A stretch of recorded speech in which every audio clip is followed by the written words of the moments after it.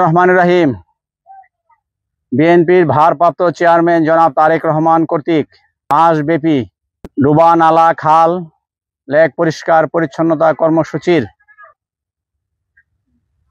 2 তারিখে বিএনপির সংগ্রামী মহাসচিব অত্যন্ত পরিচ্ছন্ন রাজনীতিবিদ মির্জা ফখরুল ইসলাম আলমগীর সাহেব এই লেকে এসেই লেক উদ্বোধন করে গিয়েছেন কাজের।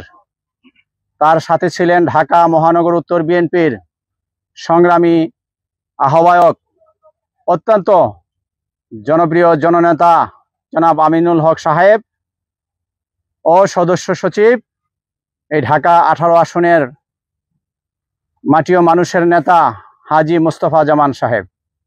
তারপর থেকেই উত্তরা পশ্চিম থানা বিএনপি অঙ্গ সংগঠন এবং পশ্চিম থানার অন্তর্গত 1 নম্বর ওয়ার্ড বিএনপি 51 নম্বর ওয়ার্ড বিএনপি নেতৃবৃন্দ এবং আশেপাশে থানা থেকেও বিএনপি নেতৃবৃন্দ এসে আমাদের সাথে সক্রিয়ভাবে অংশগ্রহণ করছে এবং তার সাথে প্রায় প্রতিদিন সেই 12 নম্বর সেক্টর রূপায়ণের গেট থেকে এই 5 নম্বর ব্রিজ পর্যন্ত 2টি বড় বড় জলাধার বা লেক কার্যক্রমে প্রায় 50 জন শ্রমিক ভাইরা প্রতিদিন কাজ করছেন সন্ধ্যা পর্যন্ত। আমরা সকাল থেকে দুপুর পর্যন্ত কাজ করছি। কাজ করার পর আমি বিএনপির নেতাকর্মীর উদ্দেশ্যে সারা দেশের 2-1টি কথা বলি। এটি আমার জায়গা থেকে আমি একজন ক্ষুদ্র কর্মী, তারেক রহমানের একজন সৈনিক, খালেদা জিয়ার একজন সৈনিক, বিএনপির আদর্শের একজন সৈনিক। এটা অনেকেই হয়তো কি মনে করবেন আমি জানি না, আমাকে জাহির বা প্রচার করার জন্য নয়। আমরা চাই সারা দেশের যেই যুব সমাজ, বিশেষ করে বিএনপি অঙ্গ সংগঠন নেতৃবৃন্দ, যার স্ব থানায়, স্ব জেলায়, স্ব উপজেলায়, পৌরসভায়, ইউনিয়নে যদি তারা প্রতিদিন তাদের সময় থেকে 1 ঘন্টা সময়ও এই পরিচ্ছন্নতা কার্যক্রমে অংশগ্রহণ করেন, আমি বিশ্বাস করি সারা বাংলাদেশের অনেক জলাশয়, অনেক ডোবা, অনেক নালা পরিষ্কার পরিচ্ছন্ন হবে ইনশাল্লাহ।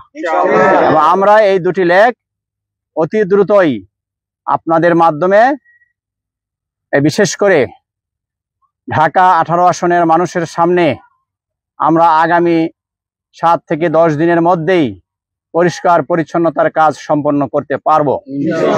তারপরে 2 পারে কিছু ব্যাপক নার্সারি এবং অবৈধ স্থাপনা রয়েছে, যেগুলো আমরা বর্তমান সরকারের যে উপদেষ্টা আদিলুর রহমান সাহেব সম্মানিত এবং রাজুকের চেয়ারম্যান রেজাউল করিম সাহেব এবং ঢাকা উত্তর সিটি কর্পোরেশনের ভারপ্রাপ্ত মেয়র কাছে এজাজ সাহেবের কাছে অনুরোধ করব, দ্রুত এই অবৈধ স্থাপনাগুলো ভেঙে আপনারা বিকল্প অনেক পরিত্যক্ত জায়গা আছে, তাদেরকে সেখানে বসার ব্যবস্থা করে দেন।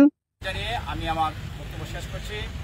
খোদা হাফেজ। বাংলাদেশ জিন্দাবাদ। দেশনেত্রী বেগম খালেদা জিয়া জিন্দাবাদ। জনাব তারেক রহমান জিন্দাবাদ। সকলকে